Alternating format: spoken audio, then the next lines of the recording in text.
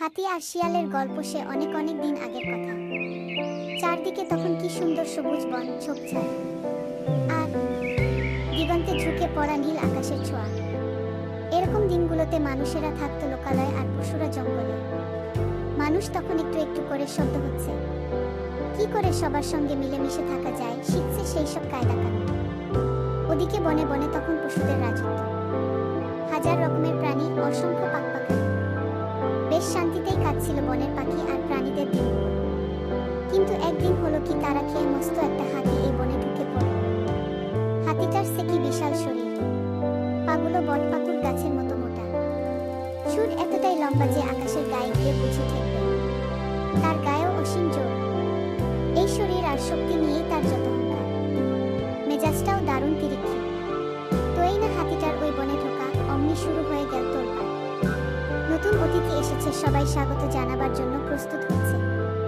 কিন্তু ওই দুষ্টু হাতিটার সে কি তুলকালাম কাণ্ড। খুব জোরে গলা ফাটিয়ে দিল প্রচন্ড একটা হুঙ্কার। থরথর করে কেঁপে উঠল সমস্ত বন। গাছে গাছে পরম নিশ্চিন্তে বসেছিল পাখি, তারা ভয়ে ডানা ঝাপটাতে শুরু করল। মাটির তলায় লুকিয়েছিল যে ইঁদুর, গোবরে পোকার দল। তারা বুঝতে চাইল কি এমন ঘটল যে এমন করে কেঁপে উঠল মেদিনী। হাতিটা এমন ভাব করতে শুরু করলো, সেই বুঝি বনের রাজা। গুরুগুন্ডির ভারী কি চালের কেশর দোলানো অমিত শক্তিধর সিংহ। সেও হাতিটার কাছে আসতে ভয় পায়।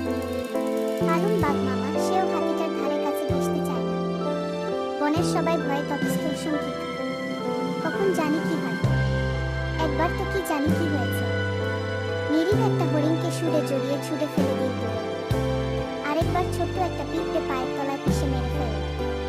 সেই থেকে বনের কোনো প্রাণী হাতিটার ছায়াও মারাতে না। দিনে দিনে হাতিটা হয়ে উঠল আরো অহংকারী। এই নিয়ে বনের কারো মনে শান্তি নেই। কিন্তু এভাবে কি দিন যায়। এক সন্ধ্যায় বনের সব প্রাণী এসে জড়ো হলো সিংহের গুহায়। এর একটা বিহিত চাই, সবার মুখে এক কথা। বাঘ, ভালুক, সিংহ, বানর, হরিণ, বনবিড়াল, শিয়াল সবাই সালা পরামর্শ করতে বসে।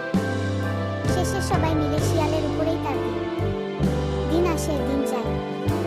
একদিন শিয়াল ভয়ে ভয়ে হাজির হলো হাতির আস্তানায়। লেজ গুটিয়ে একটা সালাম দিল। বলল, আপনিই তো বনের সবচেয়ে শক্তিশালী প্রাণী, আপনিই আমাদের রাজা। ওই দেখুন, নদীর ওপারে সবাই উদ্গ্রীব হয়ে বসে আছে। আপনাকে রাজা হিসেবে বরণ করে নিতে চায় সবাই। হাতি তো শিয়ালের কথা শুনে মহা খুশি। আচ্ছা চল। নদীর পাড়ে এসে শিয়াল বলল, এই আমি নদী সাঁতরে পার হচ্ছি, আপনিও আসুন। এই বলে শিয়াল নদীতে দিল ঝাঁপ। হাতি ভাবল, পুচকে শিয়াল যদি নদী পার হতে পারে, আমি পারব না কেন?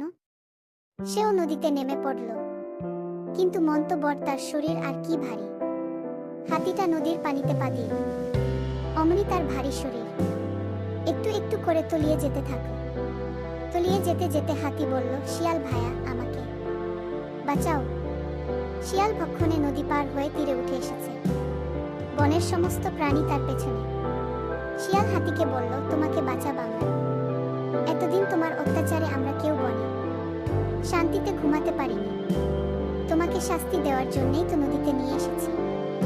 বনের যত প্রাণী ছিল সবাই শিয়ালের কথার প্রতিধ্বনি করে সমস্বরে বলে উঠল, ঠিক বলেছ শিয়াল ভায়া।